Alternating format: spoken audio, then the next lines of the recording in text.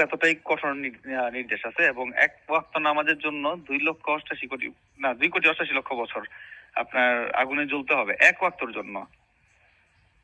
তো দুনিয়ার আগুন তাহলে আপনি জাস্ট একবার হাত দিয়ে তো 1 সেকেন্ড রাখতে পারবেন না।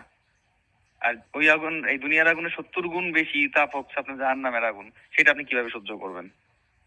এগুলো একটু ভাবেন, ভাবলে আপনার মনে হবে যে না, আগে আগুন থেকে বাঁচি। ঠিক যে এই মুহূর্তে আপনার মনে হবে যে আগুন থেকে বাঁচি, তখন আপনার মনে হবে ঠিক আছে নামাজটা জোর করেই পড়ি। এই জোর করে পড়তে পড়তে একটা সময় দেখবেন কি, নামাজ না পড়লে মনে হবে যে কি জানি চুরি করছি, সেই জিনিসটা আমার হয় যে আমি কিছু একটা চুরি করছি, এখন নিজের চোর চোর মনে হইতেছে। না, আমি দেখছি তুমি নামাজের ব্যাপারে খুব অ্যাক্টিভ, তো তো আর একটা কি জানি জিজ্ঞাসা করব, নামাজেরই কথা, মানে তুমি অবশ্য উত্তরটা দিয়ে দিলা, তারপরেও জিজ্ঞাসা করি, মানে আমি অনেকেই জিজ্ঞাসা করছি যে আপনি কি নামাজ মন থেকে পড়েন নাকি মানে পড়তেই হবে এই জন্য পড়েন, তা বেশিরভাগই